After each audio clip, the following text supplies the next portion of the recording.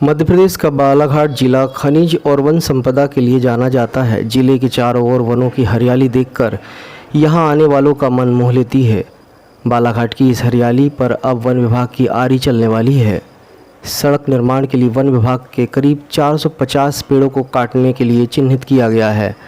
वनों को कटने से बचाने के लिए जिले के युवा और कलाकारों ने एक मुहिम शुरू की है।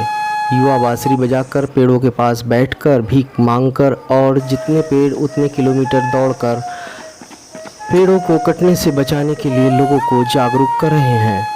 मुंबई में काम करने वाला बालाघाट का युवा कलाकार धनेंद्र कावड़े बांसुरी बजाकर लोगों को जागरूक कर रहा है और पेड़ों को काटकर बनने वाली सड़क का विरोध कर रहा है। मैं विरोध से ज़्यादा एक चीज़ कहूँगा कि जिम्मेदारी मुझे लगता है बतौर कलाकार ये भविष्य के लिए आज आने वाली जो पीढ़ी है उसके लिए हमारी जिम्मेदारी बनती है। तो इसलिए मुझे लगता है कि इस बात को लोगों तक पहुंचाना चाहिए।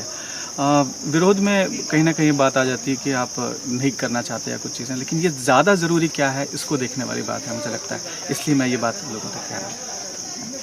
आपने कहा मैं कलाकार हूँ और प्रोटेस्ट के लिए भी आप कला का सहारा ले रहे हैं, तो क्या लगता है कैसे लोग कनेक्ट होंगे? संगीत का और कला का लोगों का संबंध बहुत अटूट रहा है। मैं कुछ दिन पहले एक बात देख रहा था कि जीवन जीना एक कला है और जो सही तरीके से जीवन जी रहा हो वो कलाकार है। तो हर आदमी अपने आप में कलाकार है। तो ये बात उन लोगों को बहुत आसानी से समझी जा सकती है, कनेक्ट की जा सकती है, मुझे ऐसा लगता है। क्योंकि फिल्में देखते हैं या कोई संगीत सुनते हैं, किसी ने सुबह ही हमारी शुरुआत संगीत से ही होती है हर घरों में, तो इससे शायद से जल्दी समझ में आएगा या जल्दी कनेक्ट कर पाएंगे। कोरोना काल चल रहा है और ऐसे में पर्यावरण को बचाना कितना ज़रूरी समझते हैं आप? मुझे लगता है बहुत ज़्यादा ज़रूरी है, क्योंकि पूरी दुनिया, मतलब मैं बालाघाट की बात नहीं कर रहा हूँ, डेंजर रोड की बात नहीं कर रहा हूँ, पूरा विश्व आज इस तरफ में जान रहा है, सोच रहा है, समझ रहा है कि मूलभूत जो हमारी चीज़ें हैं वो है जल, जंगल और ज़मीन। यदि हमारे पास वही है तभी हम किसी भी परिस्थिति में खुश रह सकते हैं और जीवित रह सकते हैं। क्योंकि जीवित रहने के लिए सबसे ज़्यादा ज़रूरी है। ऐश्वर्यपूर्ण चीज़ें हमको थोड़े समय के लिए देंगे, लेकिन उससे ज़्यादा नहीं। बालाघाट शहर के बीचों बीच घने जंगल में डेंजर रोड नाम की एक सड़क भी है, जिसे कई साल पहले वन विभाग के रेंजर कॉलेज ट्रेनिंग सेंटर के लिए विकसित किया गया था।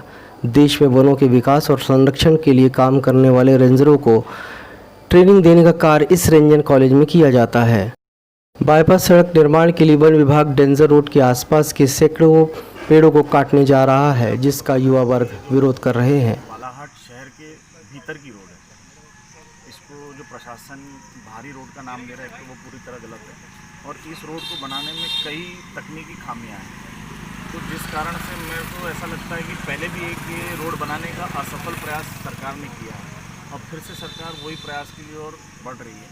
और ऐसा सुनने में आ रहा है कि इस प्रयास में 1000 से ज़्यादा पेड़ों को काटा जाना है। ये हुई सर्वे की बात, लेकिन हकीकत यह है कि अगर ये रोड को 40 फीट चौड़ा किया जाता है तो कई हज़ारों की संख्या में पेड़ कटेंगे। और इस जंगल को हमारे पूर्वज शुरू से ही बालाघाट के लंग्स, बालाघाट के फेफड़े बोलते हुए हैं।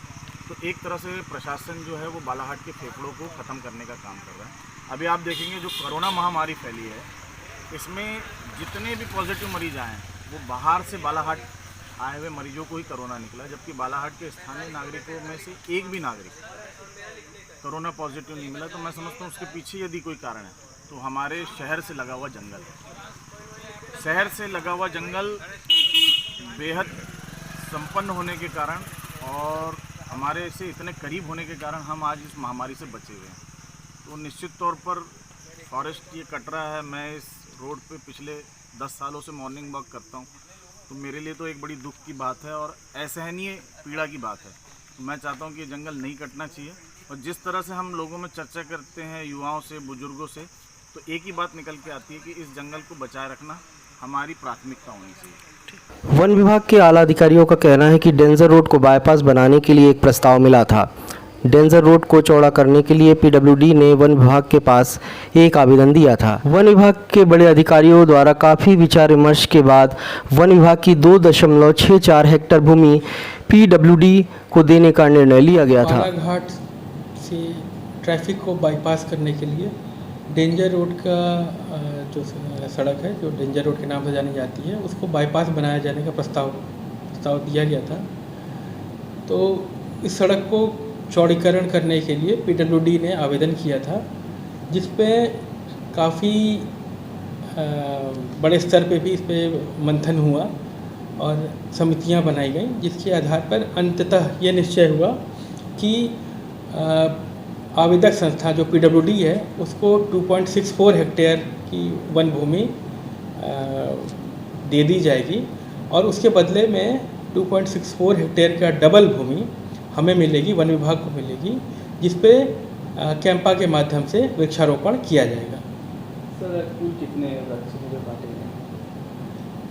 कुल 450 वृक्ष ऐसे आ रहे हैं जिनको कि काटे जाना प्रस्तावित है।